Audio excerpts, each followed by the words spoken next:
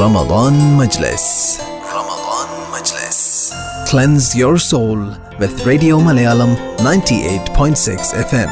അസ്സലാമു അലൈക്കും വറഹ്മത്തുള്ളാഹി വബറകാതുഹു. റമളാൻ കരീം. പ്രിയ ശ്രോതാക്കളെ, റമളാൻ മജ്ലിസിൽ ഇന്ന് നിങ്ങളോടൊപ്പം സംവദിക്കുന്നത് ഞാൻ മുഅ്മിന ബിൻത് ഹംസ. പ്രവാചകൻ സല്ലല്ലാഹു അലൈഹി വസല്ലം ഒരിക്കൽ പറഞ്ഞു, ശരീരത്തിൽ ഒരു മാംസകഷ്ണമുണ്ട്. അത് നന്നായാൽ ശരീരം മുഴുവൻ നന്നായി, അത് ചീത്തയായാൽ ശരീരം മുഴുവൻ ചീത്തയായി. അറിയുക, അതാണ് ഹൃദയം. അഥവാ നമ്മുടെ ജീവിതത്തെ നിയന്ത്രിക്കുന്നത് ഹൃദയമാണ്. നമ്മുടെ വീടും പരിസരവും ശരീരവും എല്ലാം നാം വൃത്തിയാക്കി സൂക്ഷിക്കുന്നത് പോലെ നമ്മുടെ ഹൃദയവും വൃത്തിയാക്കി സൂക്ഷിക്കേണ്ടതുണ്ട്. അതിനുവേണ്ടിയാണ് മഹത്വവും കരുണയും നിറഞ്ഞ ഈ പുണ്യദിനങ്ങളെ അല്ലാഹു സുബ്ഹാന തആല നമുക്ക് നൽകിയിരിക്കുന്നത്. ഈ ദിനങ്ങൾ നമ്മെ തഖ്വയിലേക്ക് നയിക്കേണ്ടതുണ്ട്. തഖ്വ അഥവാ ദൈവഭക്തി എന്നത് ഒരു ആന്തരിക വികാരമല്ല, മറിച്ച് ജീവിതത്തിൽ എല്ലാ മേഖലകളിലും പ്രതിഫലിക്കേണ്ട ഒരു ഗുണമാണ്. തഖ്വയുള്ള ഒരാൾ അവന്റെ ഓരോ പ്രവർത്തനത്തിലും അല്ലാഹുവിന്റെ സാമീപ്യം ഓർക്കുന്നു. ജീവിതത്തിന്റെ സകല തുറയിലും അല്ലാഹുവിന്റെ വിധിവിലക്കുകൾ പാലിച്ചുകൊണ്ട് മുഴുവൻ ജീവിതത്തെയും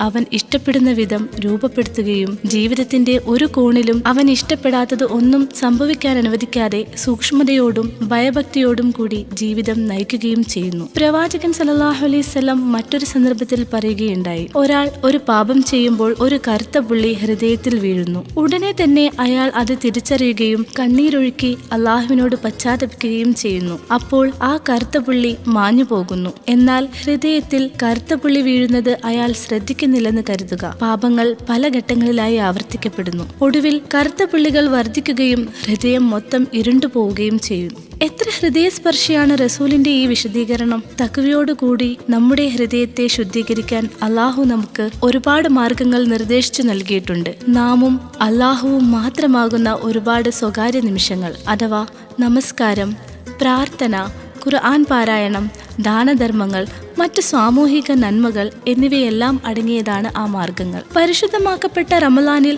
തഖ്വയുള്ള വിശ്വാസികൾ അഥവാ മുത്തക്കികൾ ആത്മീയമായതും സാമൂഹികവുമായതുമായ ഇത്തരം നന്മകളെ വർദ്ധിപ്പിക്കുകയും അതുവഴി കൂടുതൽ ഹൃദയശുദ്ധി കൈവരിക്കാനും അവർക്ക് കഴിയുന്നു. ഇത്തരത്തിൽ നമുക്ക് സ്വയം പുതുക്കാനുള്ളതാണ് ഈ സമയം. ആത്മീയ നവീകരണത്തിനും വ്യക്തിഗത വികാസത്തിനുമുള്ള അദ്വിതീയ അവസരം. ജീവികൾ ഉറക്കമുണരുന്നത് പുതു ഊർജത്തിലേക്കാണെന്ന പോലെ റമളാൻ പൂർത്തിയാക്കുന്നതോടെ മനുഷ്യൻ കൂടുതലായി ദൈവസാമീപ്യം അറിയുന്നു. ആരാധനകൾ അർപ്പിച്ചും ദാനധർമ്മങ്ങളിൽ മുഴുകിയും ഉത്കൃഷ്ട ചിന്തകളിൽ അഭിരമിച്ചും നാം നമ്മുടെ മനസ്സ് പുനരുജ്ജീവിപ്പിക്കണം. അല്ലാഹുവിനോടുള്ള സമർപ്പണം പുതുക്കണം. ഇത്തരം ചിന്തകൾ വെടിയുക, സ്വയം ശുദ്ധി ആർജിക്കുക, നിരന്തര വളർച്ചയ്ക്കും പരിവർത്തനത്തിനും സ്വയം സന്നദ്ധരാവുക. അതിനുള്ള സമയമാണിത്.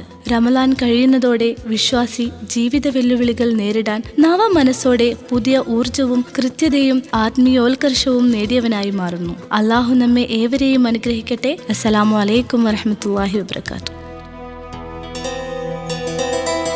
Ramadan Majlis.